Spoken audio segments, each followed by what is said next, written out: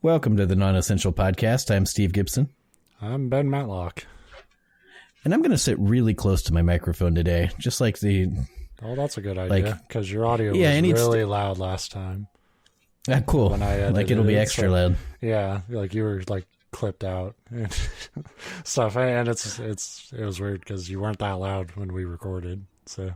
I don't know what happened to the file, but and I don't know, because sometimes I run some filters afterwards, but I didn't last week. I was like, here's just a raw fucking file. Here you go. Maybe that was the problem. There you go. This is me. This is who I am. Raw and uncaged.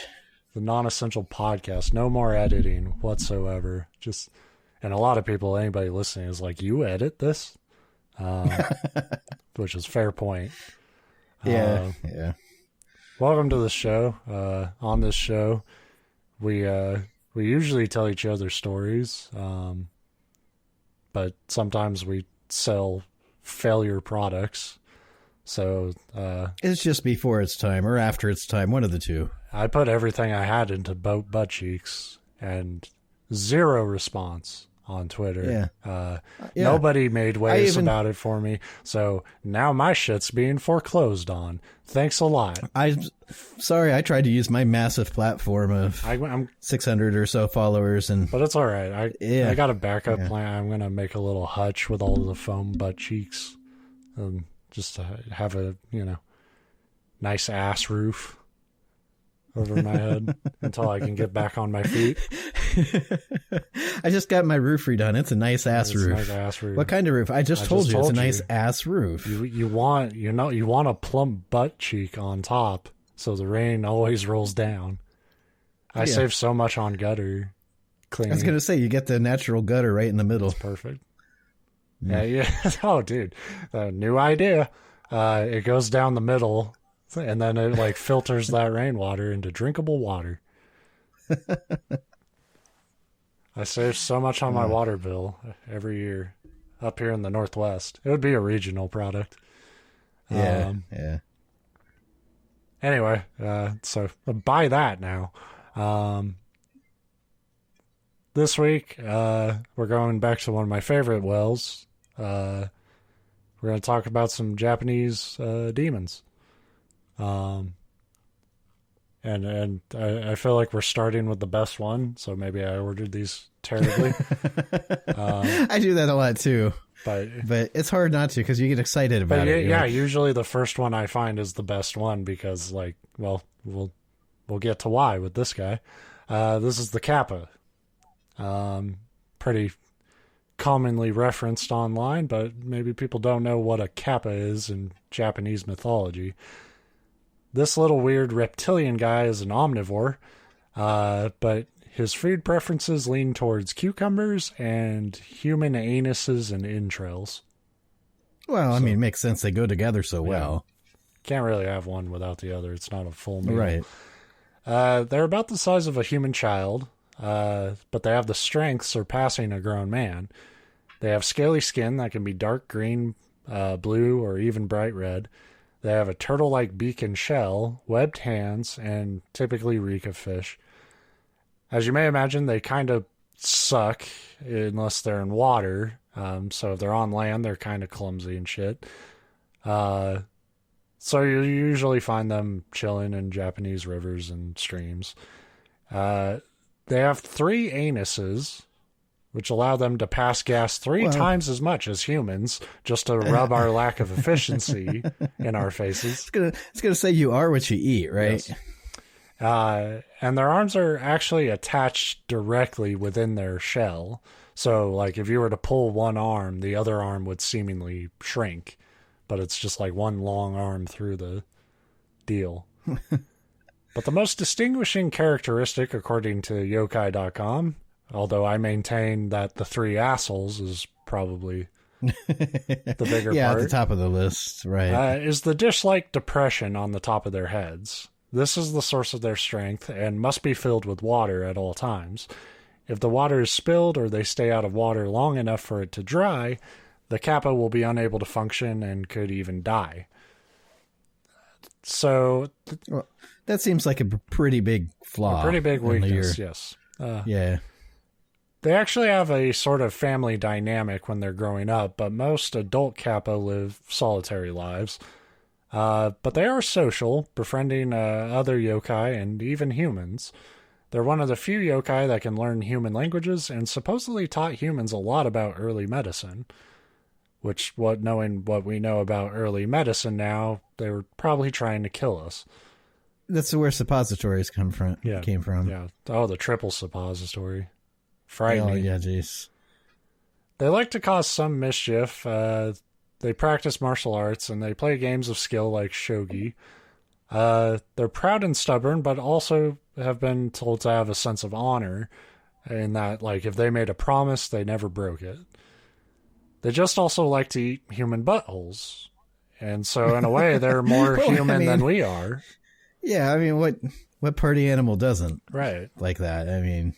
People revered them as water gods and would make cucumber offerings, probably hoping they wouldn't come eat their buttholes.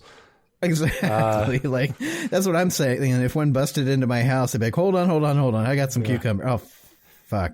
They're wilted. They're wilted. Touch, the kappa would help irrigate fields, befriend lonely children, and play with the townsfolk. But they could also be pricks. They seem to have a random animosity towards cows and horses and will attack them for basically no reason at all. Yeah, that's not true. There's always a reason to attack a cow or a horse. They're assholes. They only have one asshole, and that pisses them off. They would go all sex pest on women by looking up their skirts and kind of just be gross and like fart around towns and shit. They also were told to kidnap and rape swimming women because every myth in Japanese mythology is all about scaring women from anything. So don't go swimming. Oh, well, don't go swimming, women. That's just asking for kappa trouble. And they'd be blamed for drownings. So if they got you underwater and they were trying to attack you, they would either drown you or they would devour you. Targeting you butt first. Well, of course. You don't start... Well, I don't know. I usually start my meal with, like, the least appetizing part and save the best part for last. So maybe... Yeah. I don't know. They were going after... If they went after your butt, they were going after something called the Shiriko Dama, which is the coolest way of describing a ball of ass flesh in your butt. But, you know, that's not a... It's just, I don't know, Japanese mythology planned on it, everything, which is, even in your butt, you had a mythical orb of magic. I was going to say, I don't remember learning about that in anatomy class, but I didn't, I'm not a doctor, so maybe that's where the soul lies. Ball of ass, yeah. So when you die and your bowels void, like, that's your soul. That's your soul saying farewell. Or if it's a mythical ball of flesh in your anus, that just sounds like cancer, honestly. Yeah. So if you're dealing with a prick kappa underwater, you're pretty much fucked. But just on land, you can imagine that a weak point like a dish-dented head is pretty easy to solve. It will feel obliged to return a bow, so when you bow, go low with it, and when it returns the bow, the water will spill out of its head. Once bested, the kappa will swear loyalty and friendship to the victor forever, because the alternative is they can't fucking move. So I was going to say, it's swearing loyalty forever once you just dumped your head water sounds like it's not very long, because you're going to die anyway. Right. But well, they weren't necessarily going to die, but it was that kind of thing like, hey, buddy, kind of fucked up here. Could you give me some water? Top me off. I know I was just trying to eat your asshole. I know. But I promise I'll never go after your butt again if you help me out here. Do you have any neighbors you don't like? Yeah, I'm telling you, though, dude, if you try these ass orbs, you'll be just as hooked. Next up, we got the keckai. The keckai are a type of childbirth monster. They are small, ugly bastards that resemble a monkey. They have 2 tongues, white and red. and they're sometimes born from pregnant mothers. When they're born, they come out covered in blood and amniotic fluid and quickly scamper away and try to escape. They'll usually try to burrow down into floorboards, or they'll climb up a long pot hook and flee up the roof. If it escapes, it will come back later to kill its mother in a pretty brutal way, where it burrows up through the floorboards and rips itself into the sleeping mother from underneath, tearing her apart. So Freddy Krueger, basically. Freddy Krueger, Alien, choose your nightmare. The best way to deal with a keckai is to be prepared.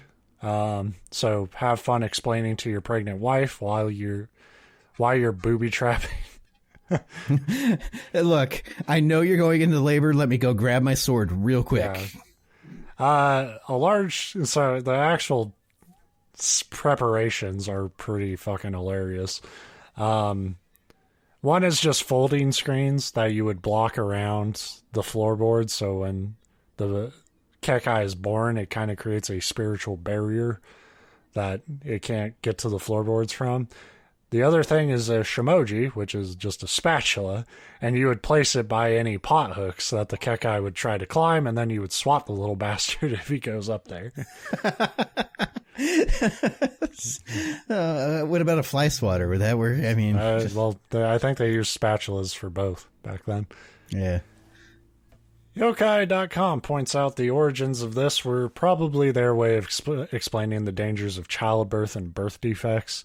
Death by complications of childbirth were far more common back then, and a grieving family would likely believe that an evil spirit was the result.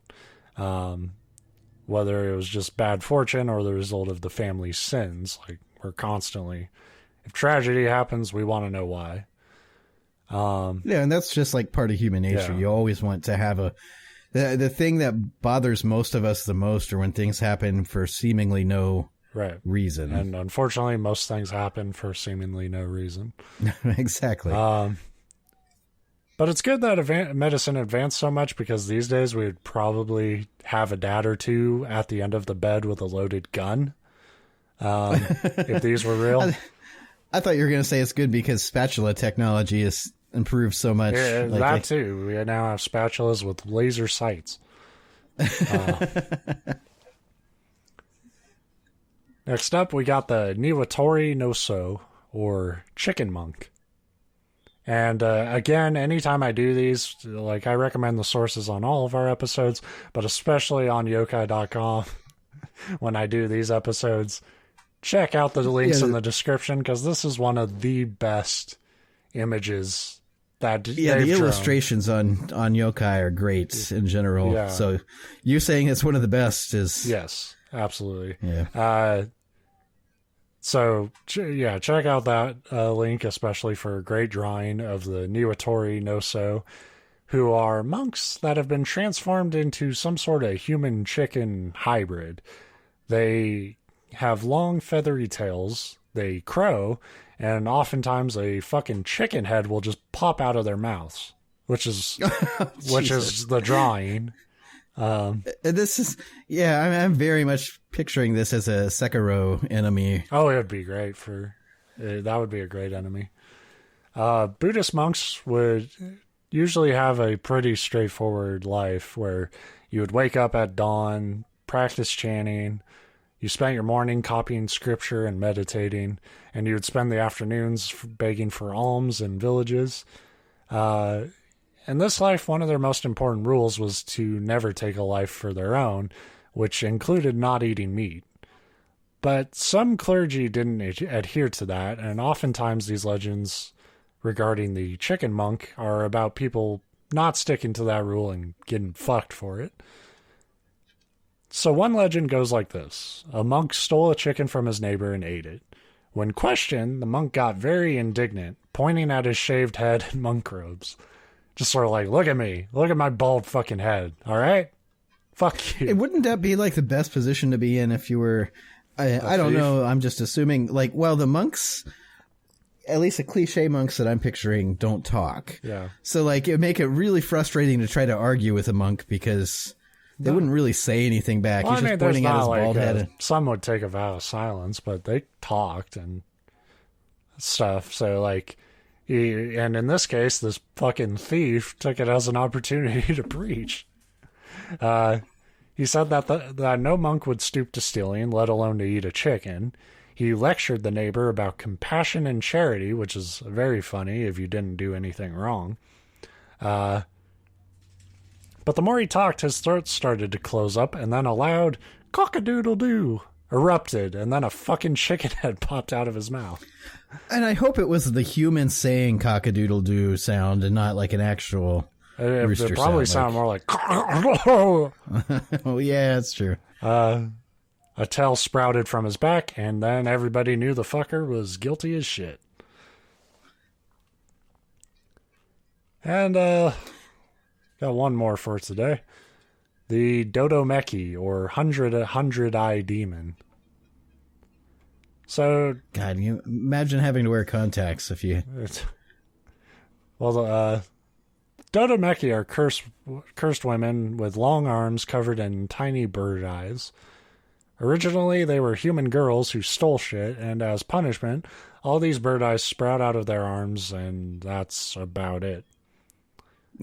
As far as, like, Japanese demon transformations go, this would suck, but it could have gone a lot farther. Yeah. Like, and it seems like you could cover up your misdeeds and your curse with just, like, sleeves. Yeah, and that's pretty much what they did. So one legend for this, it's kind of weird. Like, that's the description they give me for it, but then the legend makes it seem like the Dodomeki is one single demon. But anyway, this legend concerns a nobleman named Fujiwara no Hidesato. He had just been granted the title of Kikushi of Shimotsuke for defeating the rebel Taira no Masakado, as I'm sure we're all aware of, that classic Clash of the Titans. Yeah, I remember it like it was yesterday, honestly. And who can forget the guy becoming Kikushi? One day, while hunting in his new countryside, an old man approached.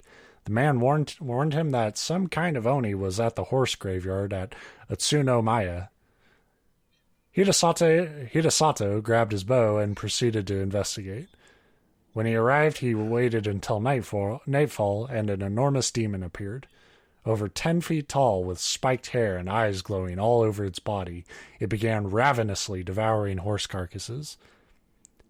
Hidesato aimed an arrow for the brightest glowing eyeball, which is video game 101. Yeah, right. And fired. It landed, and the demon roared in pain, fleeing into the woods until it collapsed at the foot of Mount Myojin. The demon, though gravely wounded, still had power left, and erupted a torrent of flame from its body. Its mouth split open, and poisonous fumes spewed forth. The heat and poison was too much for Hidesato, and he had to retreat.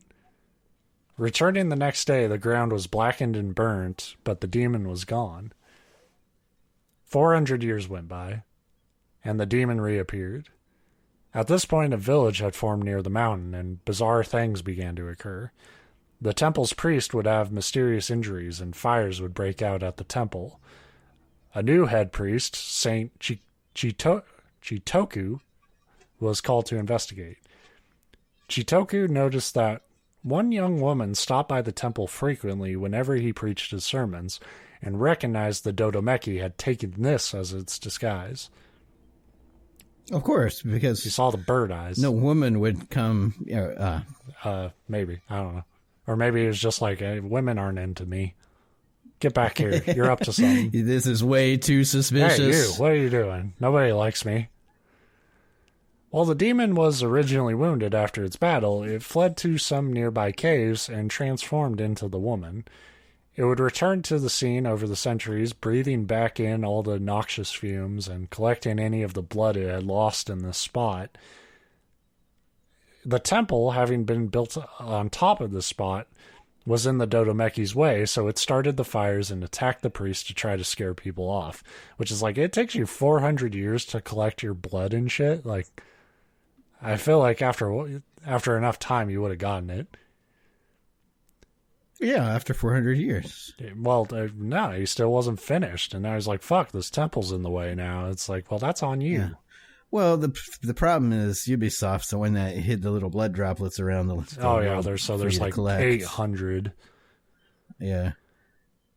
Chitoku confronted the demon and got her to reveal her true form, but instead of attack him, the demon confessed that Chitoku's sermons had stuck with her and that she would not commit another act of evil. Which all this demon has done, like besides beating up the priest and lighting the fires, was eat already dead horses. Yeah, I was gonna say that at the beginning. It's like, oh no, they're taking care of the like carcasses that are a big pain in the ass to get rid of. Like, you're gonna run out of room. Horses are huge. You can't just like bury all of them. Like, we got to be responsible. And this way, it goes back into the ecosystem. It's called the balance of life. Yeah, it's called Hakuna Matata. Glad we both went to the same place there. Since then, the area around Mount Myojin has come to be known as Dodomeki. And like I said, I don't know how that relates to how every female pickpocket ends up getting a bunch of eyeballs all over them, but it is a nice story, I guess. So.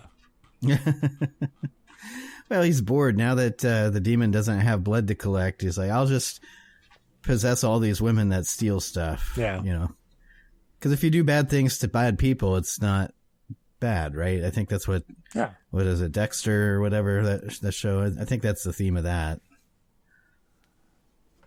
Dexter is about how TV kind of sucked for a long time, and that show was part of it. That's what Dexter was about. But yeah, so those are demons. We all have our demons, but Japanese people seem to have the worst ones. I like the chicken monk, I think. Chicken monk's because great. I as soon as you described it, I'm like 99% sure that's what Colonel Sanders was. Well, you think like it sprouts a tail and shit, so you like have like this werewolf idea of a man turning into a chicken, but it only goes that far, and then the chicken just shoots, like pokes his head out of your mouth. Yeah, which would be extremely uncomfortable. Like, absolutely. I can't imagine the gagging sensation that you'd have as this chicken erupts from your throat. Yeah, and it doesn't come out all the way, so it's like you got this permanent, uncomfortable little buddy inside you now. And then you just... I guess it's a whole new, like, meaning of cluck your tongue, though, like at somebody. That's an old phrase. It is. I'm an old fart, so... You're an old phrase. Yeah. But anywho, that's the topic. I don't really have a lot more to say. Normally we can riff. No, longer. The only thing I was going to add is from your first one, like, it made me realize if somebody is like threatening you, you got to listen real close to what they say, because there's a difference between I'm going to pop a cap in your ass and I'm going to pop a kappa in your ass. Like, you'd think the second one was a stutter, but it's really a threat. We actually just sort of abbreviated it, but it was originally about aggressive ass eating from a turtle. From a turtle tadpole thing. Yeah, but that's generally, other than the ass eating part, is a pretty cool dude. Like this, and the flatulence, the 3 ass flatulence. Yeah. I wonder if they all fart in the same, like, band name. I wonder if they all like fart in the same pitch, or if it's like a fucking orchestra. Like, yeah, it's probably not. It's probably just sounds like the sounds of hell. It would be interesting if each one had its own notes, though. Yeah. Like, oh, somebody's cell phone's ringing again. Oh, damn it, Kappa. I don't know too many people that still use like the ring tone, like the musical rings on their phones. Nah, because turns out music's there to be enjoyed, and if your phone's ringing, it's usually bad. Mm-hmm. So, yeah, I never have the Audible ring on my phone. It's always on vibrate. I have the Audible, but it's just like the generic like T-Mobile ringtone, which is I don't know if it's that one. I forget. I should know because we have T-Mobile too, but I don't remember. Like I said, I couldn't tell you the last time I've had my phone ring actually on. That's the thing. Like my phone could ring, an hour ago. I couldn't tell you what it sounds like because my reaction is like, make it stop. Yeah. That's the thing is I never want to answer my phone anyway. So that, yeah, right. I don't like talking. I've never liked talking to people on the phone. And oh no, I hate it. And that's like 90% of my job. So when I'm forced to do it all day, the last thing I want to do after work is more phone talking. Yeah. Well, I don't mind talking to like my friends and stuff, but we'll talk to each other face to face most of the time, and so it's like I said, anytime somebody's calling you, it's like they got a fucking problem and they want to bring that problem to your doorstep. Hey Ben, I'm just calling. So the other day I was just like chilling in the pool and this turtle started eating my asshole. Can you got any advice? Like, I wish I got those calls because I could tell them. I'm like, yeah, try to bow. Or get a cucumber. Yeah. Or eat his assholes first.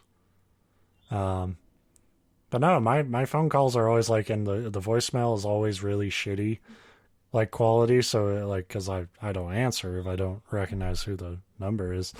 But it's always just like, this is George from calling for Ben, calling about debt you owe. And it's like, I don't owe a debt, and I don't know who the fuck you are, and quit calling me. And I keep getting one and she left a message, like 2 messages the other night, like, yeah, I'm so-and-so, this is Mom, I'm just calling to let you know I got here, and I'll be here for about 3 hours. I'm like, you're this person's mom, and you're calling the wrong number repeatedly? Like, tisk. I get that a lot. I used to get like there was some old woman who had a similar number to mine, and everybody who tried to call her was always like really indignant when I told them like, you got the wrong number. I was like, no way. I was like, yeah, you've called here 3 times, and I'm telling you, there's still no Irene here. I'm sorry. Yeah. It's not how this number works. It always you can comes try to the a same 4th phone. time. Maybe I'll change.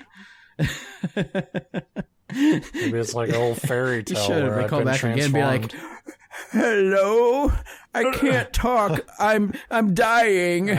Goodbye. Help, my spirit's in the soul of this boy.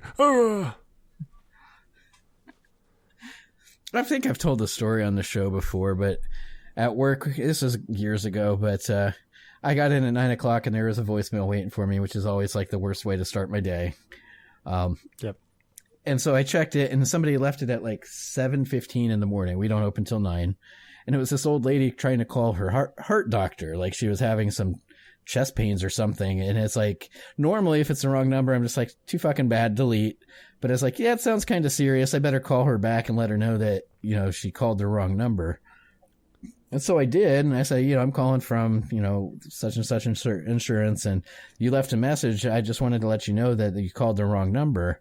And then she started like yelling at me. She's like, I need to talk to my heart doctor. And I left a message with you guys 2 hours ago and he still hasn't called me back. I'm like, whoa. I'm trying to tell you that you called her. Maybe I should have just let you let you peter out over there. Like I'm just trying to, I don't, well, certainly. But like, she was like, I was expecting like thank you. I'll look it up again. Not a like, yell at me because I'm not her doctor. It's like, I didn't call you. She's dying, okay? Well, that's true. It's like, there's another phone number you should probably call. It's only 3 numbers. I think you can get it right. Yeah. But, yeah. I get a lot of wrong texts now. Where it's like, there's like a text like, hey, we're going to Frankie's, you in? And like, I don't know why, but my reaction is always like, fuck yeah. um, like I always have like a sincere like, yeah, let's do it, and like I never fucking. And then I'll tell them like, but you have the wrong number. I would screw with people, be like, I would love to go, man, but I got a prostitute tonight. And he'd be like, but you're married to Ginny. How could you do this to her? I'd be like, easy. She's out of town. Like, just fuck this guy over.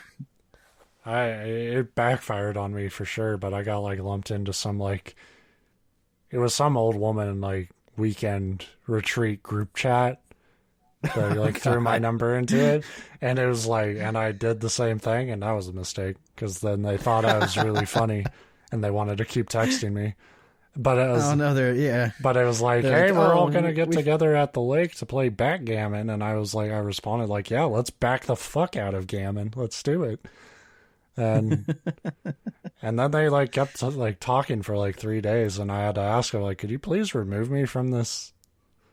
Like, I say it all the time to Tara, and she always contradicts me or disagrees with me because she uses it, but I think group text should be fucking illegal, just outright banned. And I get that there's times and places where it's useful, but there's way the hell more times and places where it's just completely I hate it. Horrible. Yeah. Like my boss is she's done it a few times where she's like put everyone in our department in a group chat, and it sucks because you're getting a response from every single person about like one thing. And then I think she won't do that again because she's been lumped into the entire region of like manager group chat thing for our job. And so everyone across the state and into like Idaho and shit, every time there's anything that happens, she gets a million texts about it. It's terrible. Yeah, and that's the only time I've ever been jealous of, because Tara's an iPhone person, like just an Apple person. She's got the Apple laptop, whatever, MacBook or whatever. I forget what kind it is, but she's got the watch and the phone and the tablet and probably Apple underwear. I don't fucking know. Like, if they make it and it's connected, she'll buy it. But I am not an Apple person. I can't stand Apple products. But I found out with the iPhone, you can remove yourself from group chat text, which I'm sure what it's actually doing is just blocking any further text from like that are going to those numbers, because I don't see any way of it to like reach out to other people's phones and say, hey, like, take me off this list. But that's a really handy feature, and my Android phone does not let me do that. The only problem with that would be, though, if you block the group, like my most annoying one is my mom does it. So she'll send it to like me and Tara, then my brother and his wife. And if I like block that whole group, then like 6 months down the road when she sends out another message, I won't get it. But it's like the next 2 or 3 days after a group text goes out are the worst days of your life, because people keep talking amongst themselves. It's like, hey, if this doesn't concern everybody in this, just send a direct chat to that person or message or whatever. As an antisocial person that hates communicating with other humans, like group texts are the worst. I hate it. Yeah. Unless you're on the non-essential group text, coming to a phone near you, or we basically tell you nothing. That's something that a lot of shows do, is like not group text, but they'll have like their own Discord rooms and shit, and it's like we could never get away with that because we can barely be bothered to tweet our own show. Yeah. Although I do like the sound of my own voice, so I guess if there was a chance to get on and just like fucking make people listen to me even more. Although I imagine I've never used Discord in any of those capacities where there's like, I know video games and developers and stuff have Discord channels. I imagine they use the chat, not so much the voice talk. Yeah, like, well, I mean, they'll do like sometimes they'll do like, kind of voice interactions and stuff, but it's like having like a live room and stuff where most people are in the chat while guys are talking or something. But yeah. But it just sounds like a nightmare to have like 100+ people on open mics. Like, well, that's I mean, so I imagine they don't do that. That's usually the arc many podcasts go down, where it's like the first 20 episodes are good, and then it's like, hey, let's have 15 fucking people we barely know in here with us. Yeah, and I mean, me and you have been doing shows together for almost, well, probably over 10 years now, and we still, like, it's hard when you're not in the same room because you, like, talk over each other and stuff because you can't see, you know, you don't have the normal social cues. So imagine if you have a bunch of people that aren't used to communicating with each other. You don't have to imagine it, like I said. That's, like you said, that's a lot of podcasts. Yeah. Like, that was kind of like a friend of a friend thing, where at work somebody was telling me, like, oh, my son wants to do this podcast with his friends, and they didn't ask me for advice, but my one advice was like, yeah, I just told him, I was like, don't. Well, I was like, hey, go build something with lumber. No, I was like, just don't, like, talk over each other. And if you need to keep it a smaller room to make that work and make things clear, then do that. The funny thing is, there's a lot of shows that do talk over each other that get really, like, popular, and I don't know how, because it's stressful to me to even try to listen to that. I think there again, it's the same thing with, like, these popular, like, Twitch streamers and stuff. The ones that are the most popular are the ones that are just, like, constantly, like, screaming. It's like they're on cocaine. I think most of them are, but they're just, like, screaming a million miles a minute the whole time. And if I try to watch that, it's just like, whoa, no, thank you. Well, it's but like people like it. We were talking before the show a little bit about the state of the internet. Here's your non-essential state of the internet update. It's bad. Mm-hmm. The internet's bad. Breaking. But like with Twitch streamers, but I think also a little bit with, like, podcasting and stuff, it's turned into a very kind of what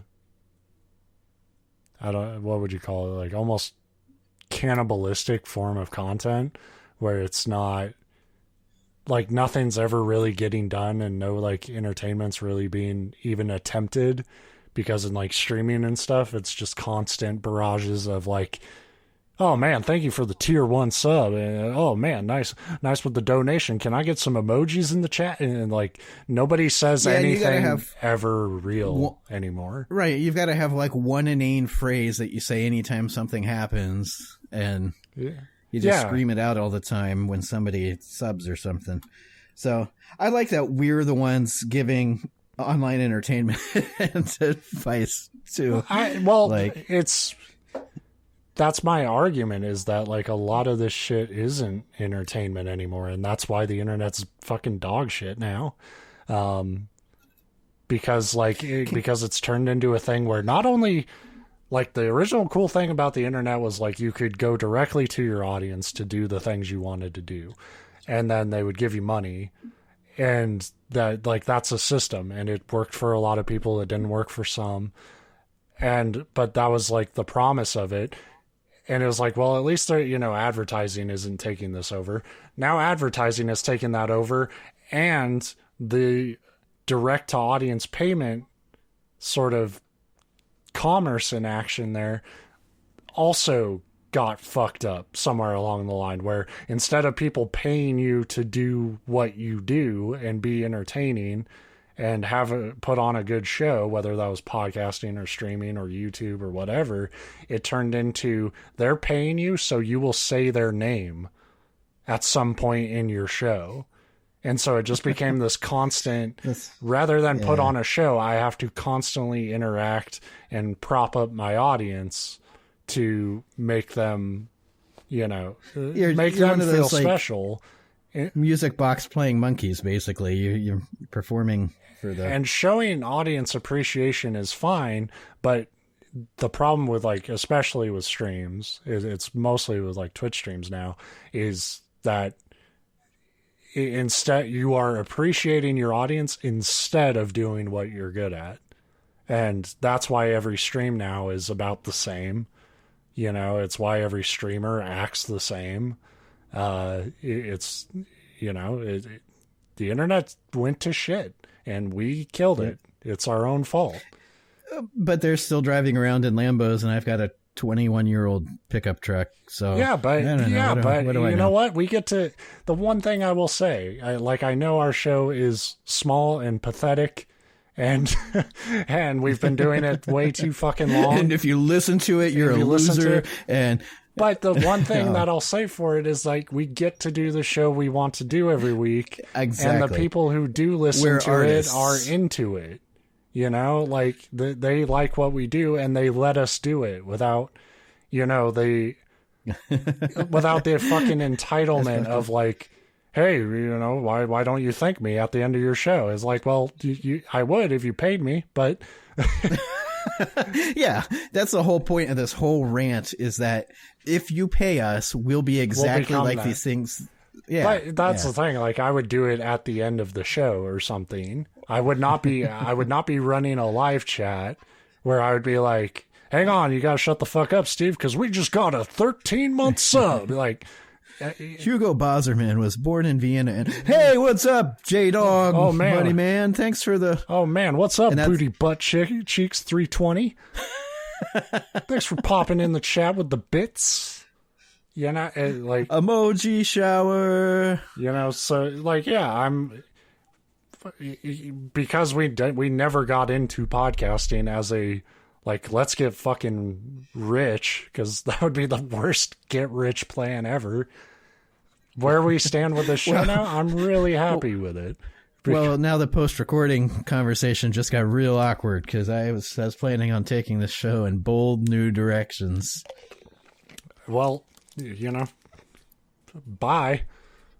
Well, there's no bold direction for this show. I would know you were lying. Yeah, because the key among all of it is annoying as that is, and how neither of us like that format. It takes a lot of energy, and that is a currency that neither of us have. Exactly. Like I think if you ask me if I had any goal with this show as far as a monetary thing, it wouldn't even be to make money. It would be to once remember a funny thing we said that could be a shirt and actually get a non-essential shirt. Oh, you know what? Yeah, that's the thing. And it wouldn't even be about... and it would never sell anywhere else, but I want to, I still want a Beelzebuddy shirt, but we need to design what that would look like. That's the thing. And I was like that back when we wrote about video games. Like, I couldn't ever care less about, like, making my full-time living off of writing about games, but to, like, have a quote on a video game box or something like that would have been the ultimate, like, cool thing to me. Yeah. And you're right. Like, I would love, like, even if we didn't make money from the merchandise, to, like, imagine how cool it'd be to randomly run into somebody in public. Well, I say run into, I wouldn't approach them or let them know who I am.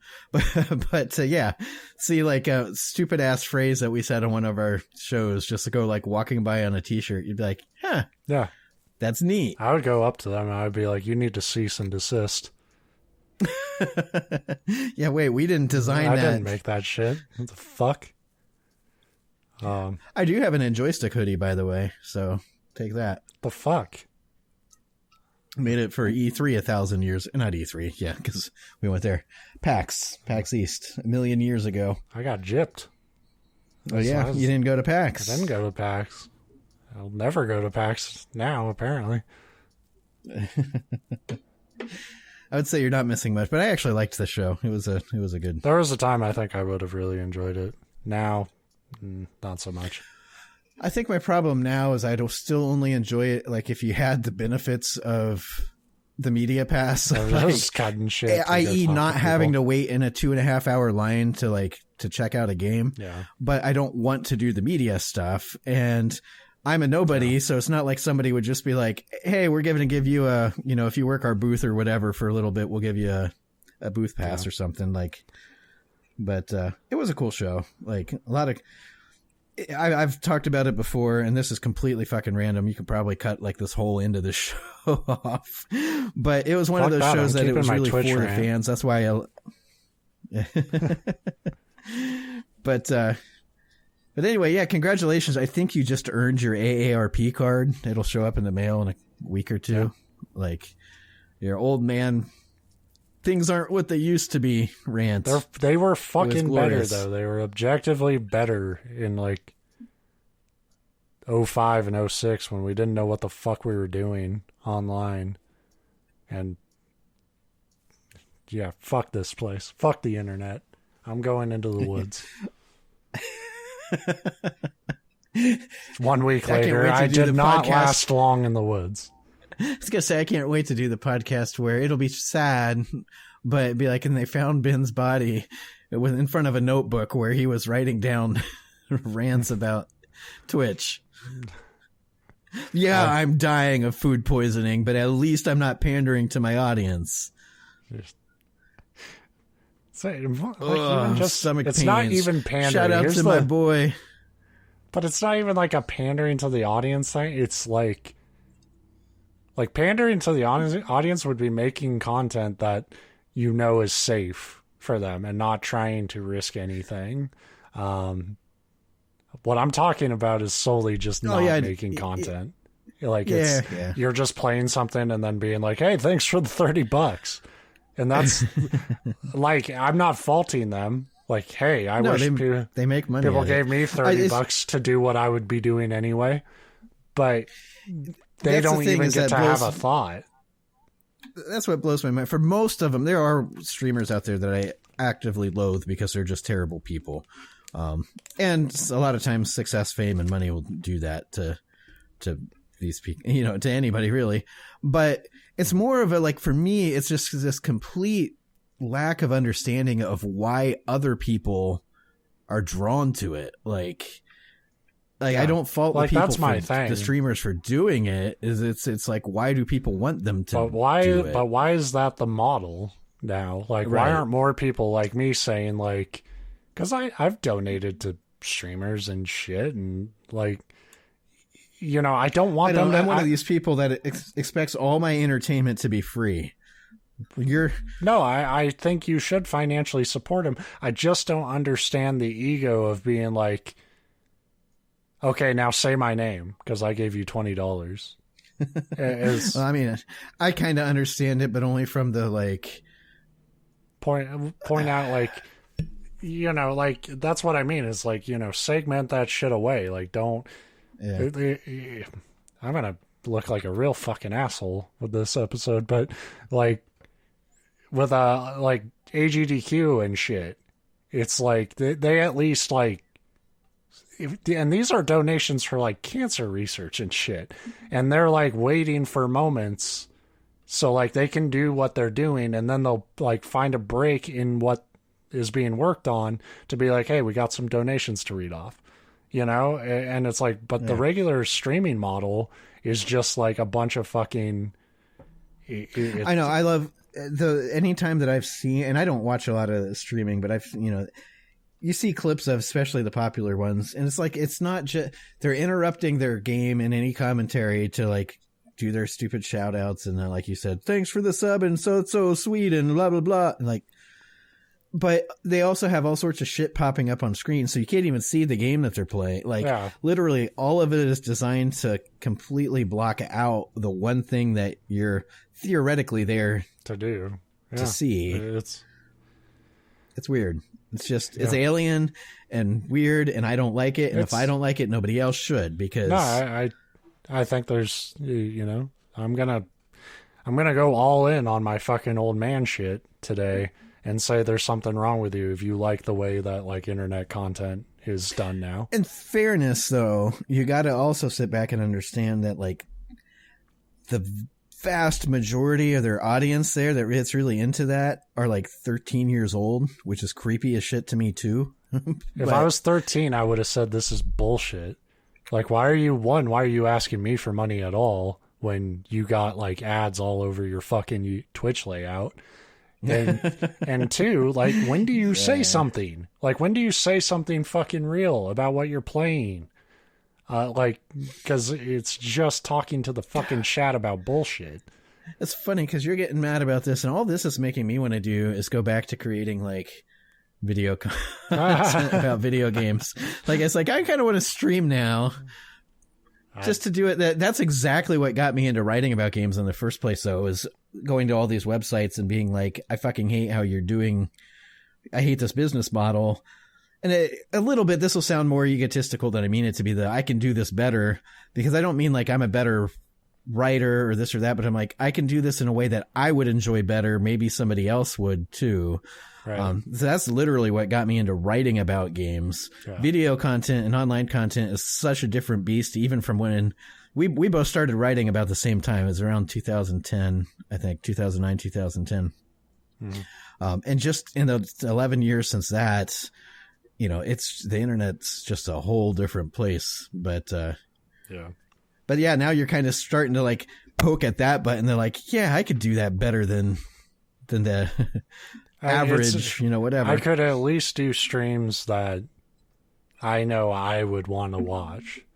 Right. But it doesn't necessarily mean I will. And it's not, these are generalizations. There are obviously people out there not doing the things I have problems with, and they put up good content, and they make, a decent amount of money doing what they do, and like that's good for them. And like it's not a knock on anybody who is doing this shit, because that's the business model. I just don't understand how this business model became the norm, because it's shit. Right. Like that's my gripe, is like I don't know why audiences are happy with it. I think if content creators are honest with themselves, it's not what they want to be doing. I gotta say, it kind of is a reflection, a mirror of how I feel about popular TV. And again, I'll joke about it, but I'm the kind of person that like, I get that there's room for, not everything is made for me. It shouldn't all be to my taste. It shouldn't all be to how I want it to be. And if you like something that I don't like, great. That's fine. You're allowed to have different whatever. But this like, it's the same as this rise throughout the late 90s through even still today, like the reality TV shows that are all like drawn to, now they're to the point where they're all such fake bullshit. Like they're completely scripted, but they still try to pretend to not be. And I have never understood why people like those, but they love them. And again, I'm not saying you're wrong if you like them. I'm just saying that mentally, like, I don't get where you're coming from. But the comparison to TV is also a really good one when you think about where the internet was and where it is now. And like how the business model just got fucking corrupted the more it became lucrative. And homogenized too, like everybody, the more something was successful, the more everything else like kind of shifted right in that direction instead of trying to find their own niche. Yeah, that's what we were talking about with like stuff getting shut down and shit, is like, they're like, these are the things that they were like, it was like, okay, you like this business model for this thing, but I don't, but at least this thing over here is doing what I like. But now I don't even have that alternative at the rate things are like fucking getting shut down and going away. So everything is having to become this homogenized fucking bullshit. That is where you become an old man, folks. That's where the bitterness comes from, is when you start losing the things you like, and people get to keep the shit you hate. Basically, every aspect of your life, you can go on an hour-long rant about how it used to be better. Like the grocery stores, yes. Cars, sure. TV, definitely. Internet, definitely. Like shoes. Like when you get to that point where you realize literally anything, if somebody just comes to your house and points at something and you can sit and complain about why it's not as good as it used to be, it's like, shit, I got old. Right.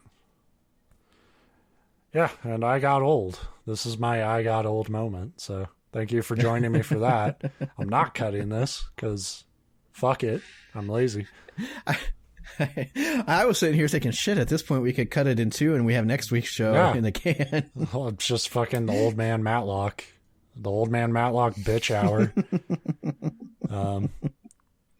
I like it. But, but if one person hears this and thinks like, yeah, maybe when I stream, I'll save like, shout outs and stuff for a segmented point of the show.